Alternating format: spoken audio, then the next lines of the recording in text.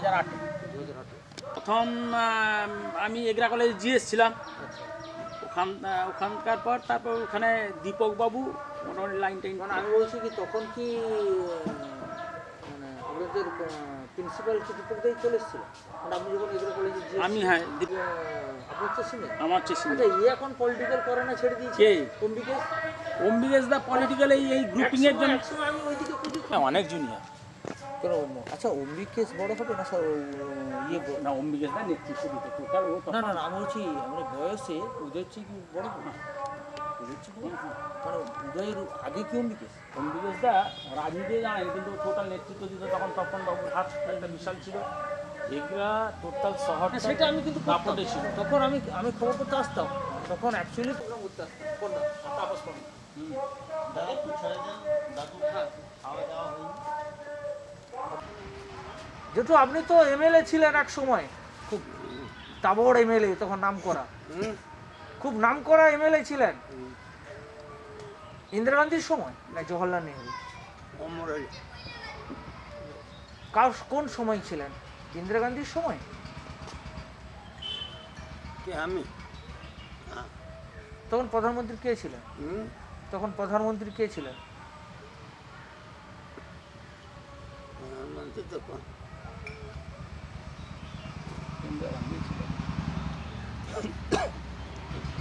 এখন কেমন লাগছে আপনাকে? শরীর কেমন এখন?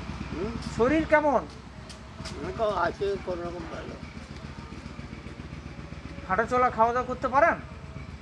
হাঁটাই চালা করতে পারি না, আর খাওয়া দাওয়া এখন রাজনীতির অবস্থা কি ভালো দেখছেন? এখন তো বেরাইনি ভালো দেখ। ভালো? না। এখন কি রাজনীতি ভালো দেখছেন? না, কেন? কারণ কি? কারণ তো যে যার নিজে নিজে সব বড় বড়, কেউ কাউকে দেখে না। সকলে কি স্বার্থ নিয়েই চলে এখন? না, সবাই স্বার্থ না দেখলে কি হবে? ওই এদিক ওদিক হয়।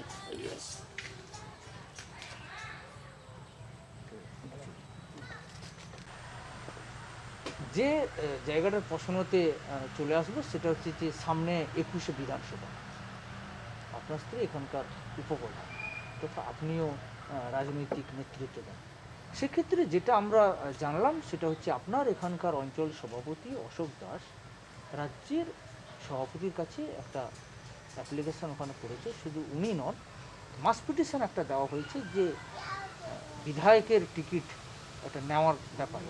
সেক্ষেত্রে অতি জনপ্রিয় বিধায়ক প্রয়াত সমরেশ দাস মারা গেছেন, তারপরেই বিধানসভার সামনের যে বিধানসভা আসছে সেক্ষেত্রে অশোক দাসের নাম কলকাতাতে এখন একটা আনাচে কানাচে শোনা যাচ্ছে। সেক্ষেত্রে এলাকার মানুষ এবং রাজনৈতিক মানুষ হিসাবে কি চোখে দেখছে?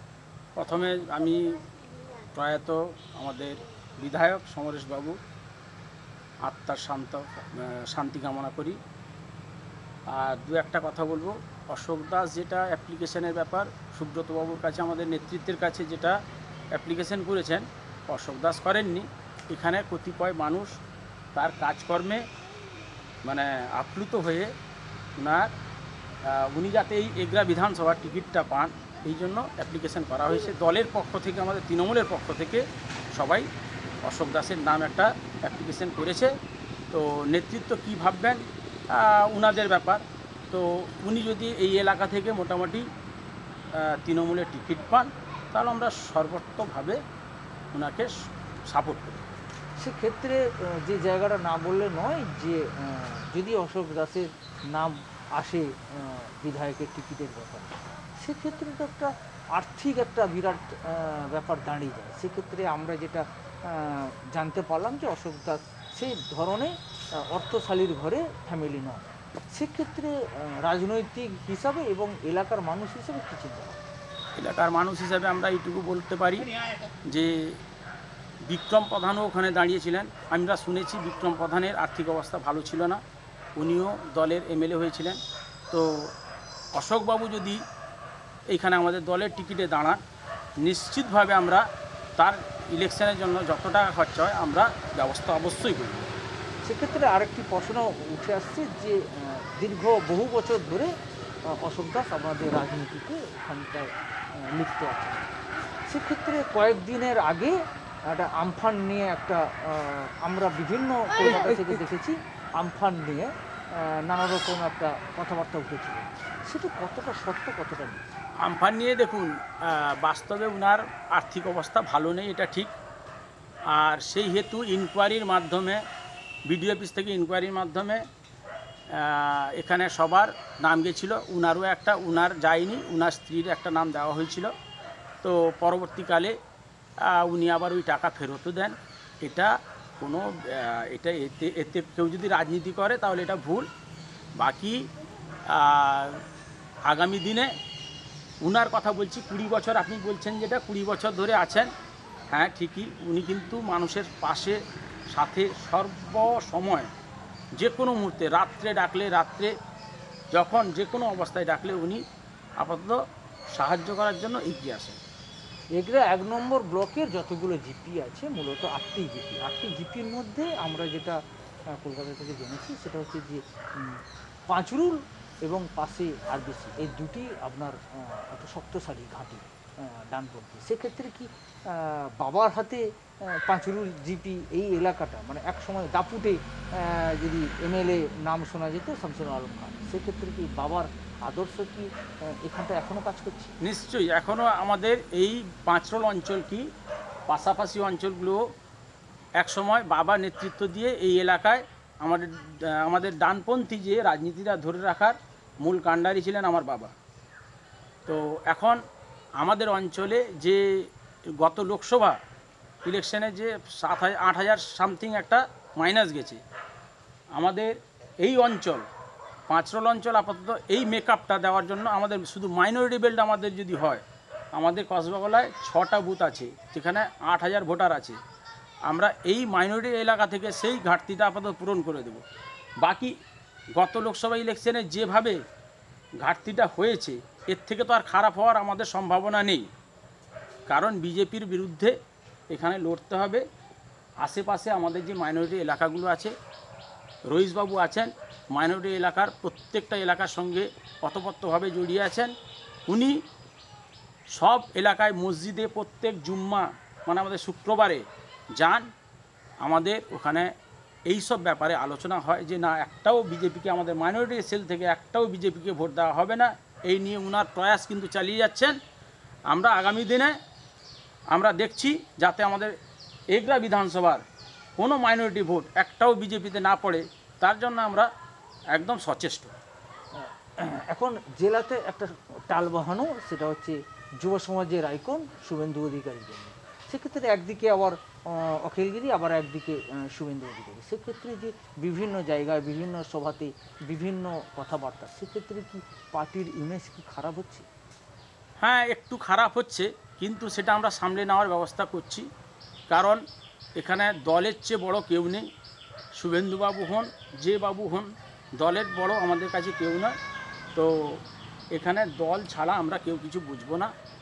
আর এখানে সেই এফেক্টটা আপাতত আমাদের অঞ্চলে, পাশাপাশি অঞ্চলে খুব একটা পড়বে না।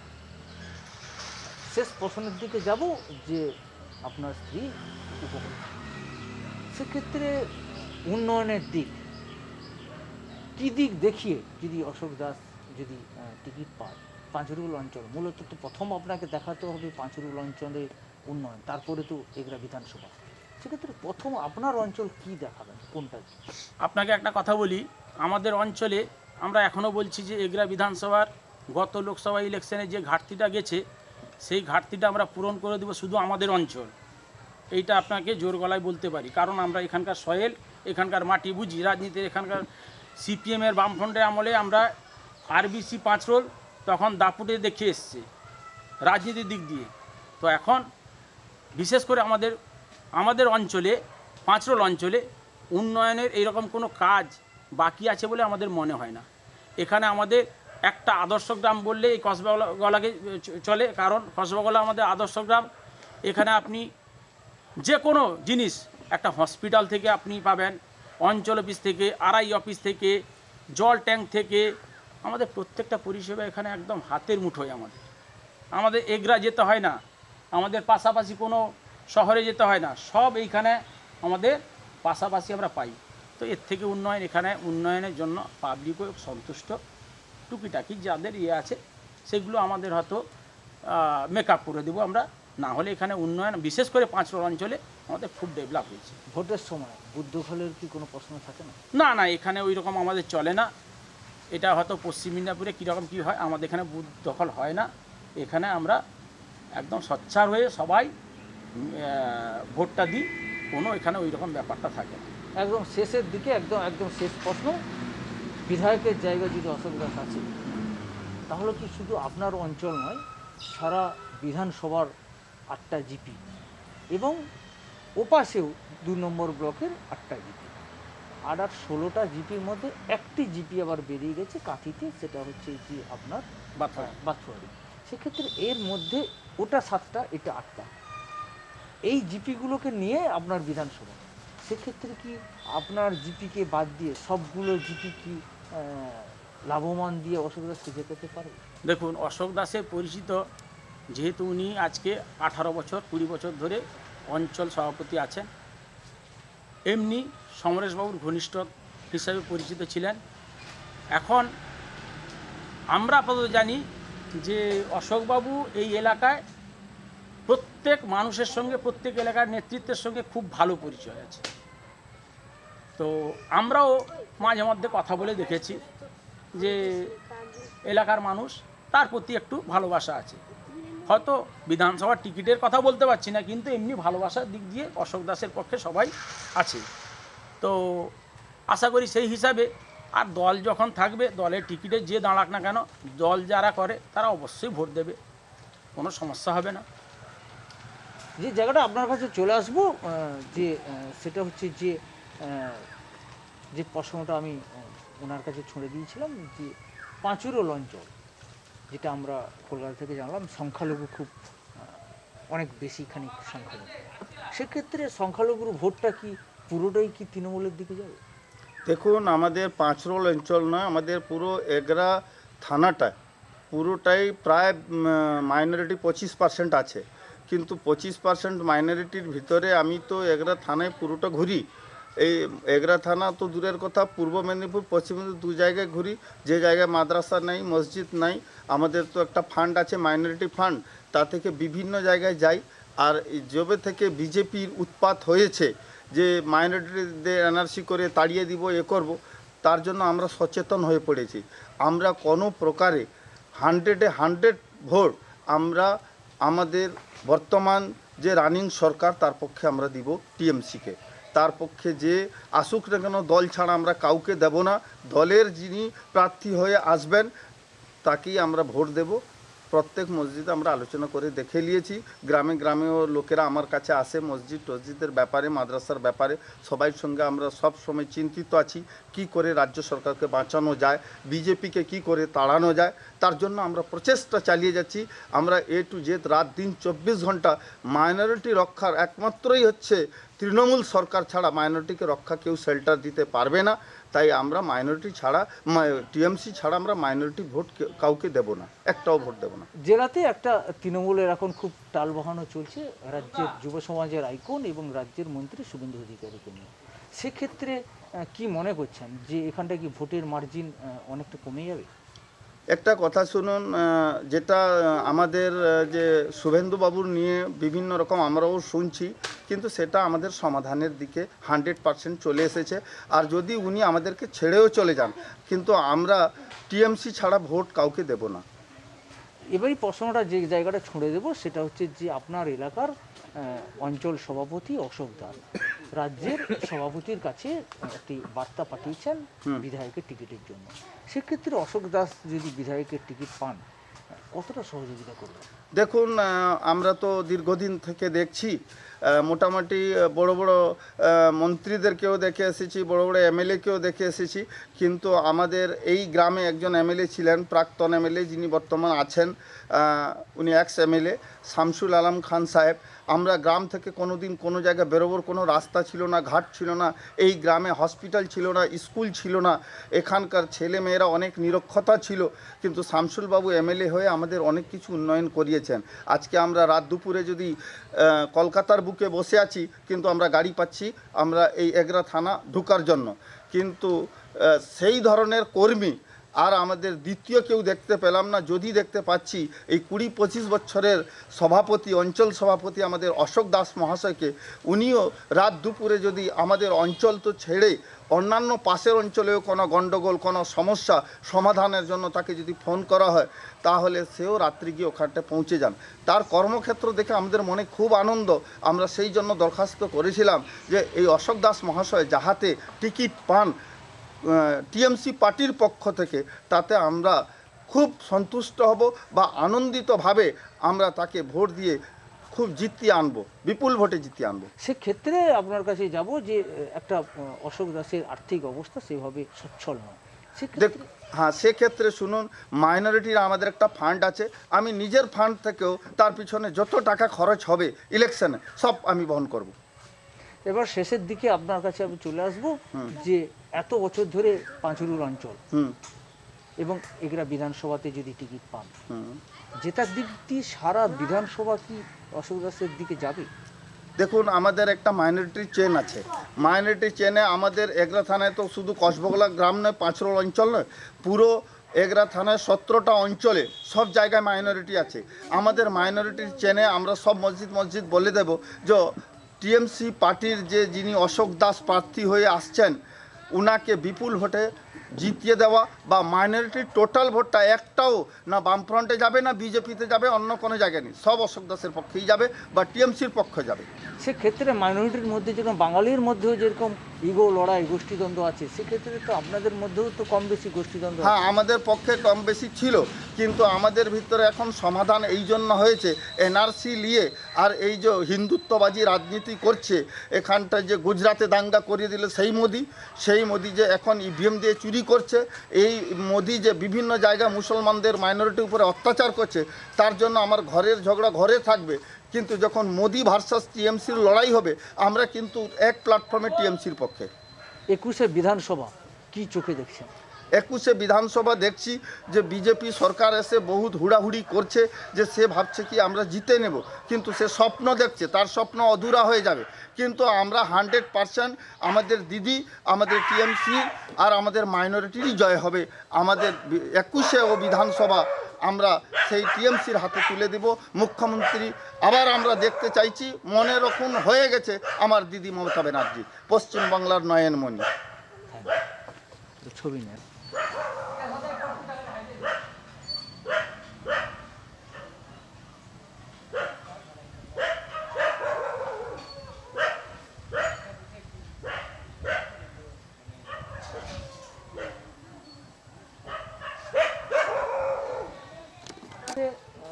কালকে রাত্রে বলেছি একই প্রসেসে আমি বিক্রম দেখে দেখুন ব্যাপারটা হয়ে গেছে, স্কুলে আপনি ছাত্রকে ঢুকালেন, রেল পাস। অসুবিধা যে জায়গাটার ক্ষেত্রে প্রশ্নটা ছুড়ে দেব সেটা হচ্ছে যে আজকে আপনার অঞ্চল অনেকটাই ঘুরলাম, অনেকের সঙ্গে মিট করলাম, সেক্ষেত্রে খুব জনপ্রিয় একসময় কংগ্রেসের এখানকার জনপ্রিয় এমএলএ শামসুল আলম খানের বাড়িতে গিয়েছিলাম, ওনার সঙ্গে কথা বললাম, ওনার পরিবারের ছেলের সঙ্গে বৌমার সঙ্গে কথা বললাম। সেক্ষেত্রে একটা টিকিটের বার্তা যেটা আপনার গেছে, এখানকার মানুষের যেটা একটা প্রচুর মানুষের সই নিয়ে, কয়েকশো মানুষের সই নিয়ে রাজ্যতে গেছে টিকিট পাওয়া নিয়ে আপনার বিধানসভাতে, সেক্ষেত্রে ওনারা সাপোর্ট করে যাচ্ছেন। আজকে এই যে সাপোর্ট, এটাকে কী চোখে দেখছেন? দেখুন, আমি দীর্ঘদিন থেকে দলটা করি। প্রথম জীবনে কংগ্রেস করেছিলাম, পরবর্তীকালে 98 সালে তৃণমূল কংগ্রেস আসার পর থেকেই তৃণমূল কংগ্রেস করছি এবং দীর্ঘ 18-20 বছর এই অঞ্চলে আমি দলের সভাপতি হিসেবে আছি। আমি মানুষের আনন্দে হয়তো সব জায়গায় পৌঁছতে পারিনি, কিন্তু মানুষের দুঃখের কথা যখনই আমি শুনেছি, আমার সাধ্যমতো তার পাশে থেকে সহযোগিতা করার চেষ্টা করেছি। মানুষের সুখে দুঃখে আমার যতটুকু করণীয় আমি সেটুকু সহযোগিতা করেছি। সেই সহানুভূতির কারণে আজকে মানুষ আমাকে চাইছেন এগরা বিধানসভায় যাতে আমি প্রার্থী হিসাবে লড়াই করি।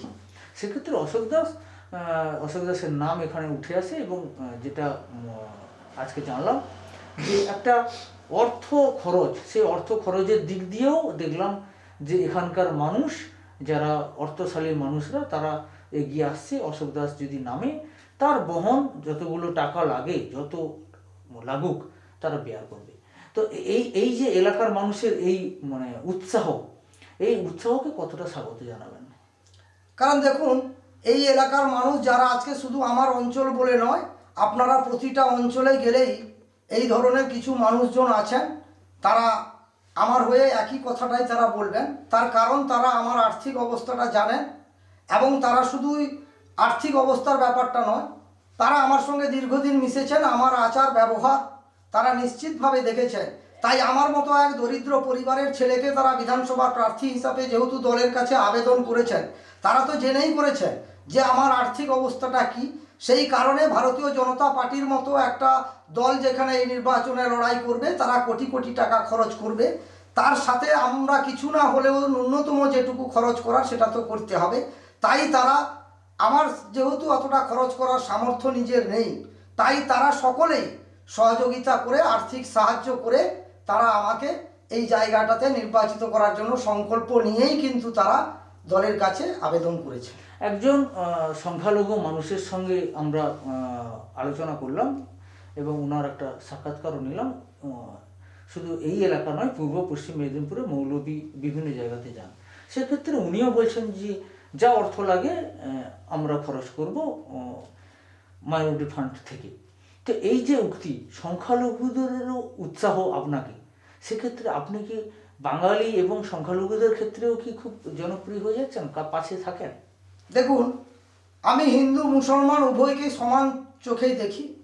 আমরা যে এলাকায় থাকি, এই এগরা বিধানসভায় আমাদের সমস্ত মুসলিম ভাই, আমরা হিন্দু ভাইয়েরা, আমরা একসাথেই কিন্তু উঠা বসা মেলামেশা করি। আমরা ভিন্ন চোখে কখনো, আমি আপাতত দৃষ্টিভঙ্গিতে দেখিনি। এবং এই সুবাদে মুসলিম ভাইদের যে কোনো অনুষ্ঠান হয়, তারা আমাকে আমন্ত্রণ করেন, আমিও কিন্তু সেখানে যাই। আমার এখানে কসবাগোলা বলে একটা জায়গা আছে, সেখানে কিছুদিনের আগে কালী পুজো উৎসব হলো। টোটাল মাইনরিটি এলাকার মধ্যে কয়েকজন আমাদের বাঙালি ভাইয়েরা আছেন, তারা সেখানে অনুষ্ঠান করেন। মুসলিম ভাইয়েরাও সেখানে সামিল হয় এবং তাদের যে অনুষ্ঠান হয়, সেই অনুষ্ঠানগুলোও আমরা যাই। এবং মুসলিম ভাইদের যখনই যে কোনো বিপদ আপদ, এটা সেটা, বিচার পঞ্চায়েত যাই বলুন না কেন, তারা আমাকে ডাকেন, আমিও তাদের সাথে যাই। এটাই তো সম্পর্ক তাদের সাথে। যুব সমাজের আইকন শুভেন্দু অধিকারীর এখন একটু টাল বাহানো, সেক্ষেত্রে কি ভোটের মার্জিন কিছুটা কমবে? দেখুন, শুভেন্দুবাবুর বিষয়টা আমি কিছু বলতে চাই না, কারণ সেটা ঊর্ধ্বতন নেতৃত্বের ব্যাপার। আমরা সামান্য একজন মমতা বন্দ্যোপাধ্যায়ের দলের সৈনিক, আমরা মমতা বন্দ্যোপাধ্যায় তৃণমূল কংগ্রেস পরিবারের সদস্য। তাই যিনি আমার পরিবারের কর্তা আছেন, যারা এই দলটাকে পরিচালনা করছেন, তার ব্যাপারটা তারা নিশ্চয়ই ভাবনা চিন্তা করছেন কি করবেন না করবেন। সেক্ষেত্রে ভোটের দিকে টিকিট আপনি যদি পান, সেক্ষেত্রে মমতা বন্দ্যোপাধ্যায়ের জোড়া ফুলের প্রতীক, সেক্ষেত্রে কি শুভেন্দুবাবুর কারণের জন্য কি কিছুটা ভোট কম হবে মনে হয়? দেখুন, আমার সেটা বিশ্বাস হয় না, কারণ আমি জানি শুভেন্দুবাবু দলে আছেন, তিনি দল করছেন, আর জোড়া ফুলের প্রতীকের পক্ষেই তিনি থাকবেন, এটা আমার দৃঢ় বিশ্বাস। আর ভোটে যদি আমাকে দল নির্বাচিত এখানটায় মনোনীত করেন, আমি যদি নির্বাচনে এখানে লড়াইতে যাই, নিশ্চয়ই আমার গুরুজন যারা আছেন, বয়স্ক যারা আছেন, অখিলবাবু থেকে শিশিরবাবু, শুভেন্দুবাবু থেকে আরও যারা আমাদের আছেন, সুপ্রকাশবাবু, প্রত্যেকের আশীর্বাদ চাইব নিশ্চয়ই, সহযোগিতা নিয়েই আমি লড়াইতে নামব। হঠাৎ এত মানুষ হঠাৎ সই করে কাগজে আপনার নাম রাজ্যতে পাঠালো,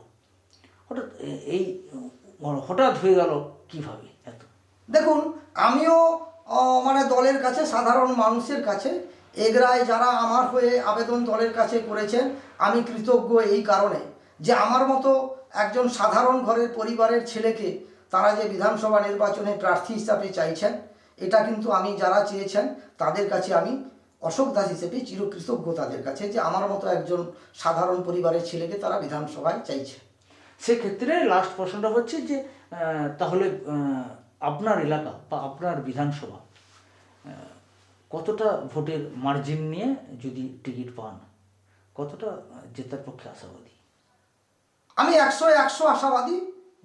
দল যদি আমাকে মনোনীত করেন, জোড়া ফুলের প্রতীকে আমি প্রার্থী হলে, নির্বাচনে লড়াই করলে জিতবো এ বিষয়ে নিশ্চিত। কারণ এগরা বিধানসভায় ভারতীয় জনতা পার্টি এমন কোনো সাংগঠনিক ক্ষমতা এখানে নেই, তারা এমন কোনো উন্নয়ন করেনি। আমাদের দলনেত্রী মমতা বন্দ্যোপাধ্যায় সার্বিক মানুষের স্বার্থে যে উন্নয়ন করেছেন, আমি প্রত্যেকটি পরিবারে গিয়ে সাধারণ মানুষের কাছে যদি সেই মমতা বন্দ্যোপাধ্যায়ের উন্নয়নের কথাটাই যদি তুলে ধরি, তাহলে এখানে ভারতীয় জনতা পার্টি এই প্রতিদ্বন্দ্বিতায় কোনো ফ্যাক্টর হবে না, তৃণমূল কংগ্রেস নিশ্চিত জিতবে। যে প্রশ্নটা আরেকটি লাস্ট প্রশ্ন, সেটা হচ্ছে প্রচুর পরিমাণে তৃণমূলের আপনাদের গোষ্ঠীদ্বন্দ্ব, সেক্ষেত্রে কি ভোটের কিছু প্রভাব পড়বে মনে হয়? দেখুন, এগরা বিধানসভায় গোষ্ঠীদ্বন্দ্ব আমার চোখে আপাতত নেই। আর ছোটোখাটো যেগুলো টুকিটাকি একটু থাকে, সেগুলো কিছুই ব্যাপার না। কারণ আমরা দল করি, কংগ্রেস দল, তৃণমূল কংগ্রেস দল করি। অতএব আমরা নির্বাচনটা কিভাবে লড়াই করতে হয় সেটা আমরা জানি। যখন আমাদের সামনে প্রতিপক্ষের লড়াই এসে যায়, আমরা কিন্তু সেসব ভুলে আমরা একসাথে হাতে হাত মিলিয়ে প্রতিপক্ষকে পর্যস্ত করার জন্য আমরা কিন্তু একসাথেই ময়দানে নামি। সেক্ষেত্রে টিকিট পাওয়ার ব্যাপারে এলাকাবাসী উদ্গ্রীব এবং এলাকাবাসী চাইছে, সেক্ষেত্রে আপনি নিজেকে কতটা তৈরি হতে পেরেছেন? দেখুন, আমি নিজে তো প্রতিপক্ষের সঙ্গে লড়াই করার জন্য প্রস্তুত। কারণ এগরা বিধানসভায় জোড়া ফুলের যিনি হোক তো প্রার্থী হবেন। তবে সেই প্রার্থী করাটা দায়িত্ব আমাদের দলের। দল আছে, আমি দলের একজন সাধারণ সৈনিক। অতএব দল যাকে মনোনীত করবেন তার হয়ে নির্বাচনে লড়াই করব। দল যদি আমাকে মনোনীত করেন, আমি নিশ্চিত দলের সম্মান রক্ষা করার জন্য যতটা লড়াই করার করব। আমাকে বাদ দিয়ে যদি অন্য কারোর কথাও দল ভাবতে পারেন, যিনি জোড়া ফুলের প্রার্থী হয়ে এগরা বিধানসভায় আসবেন, আমার একটাই লক্ষ্য হবে ভারতীয় জনতা পার্টিকে হারিয়ে আমাদের দলের প্রার্থীকে জয়যুক্ত করতে হবে। এটাই আমি দলের একজন সভাপতি হিসেবে মনে করি।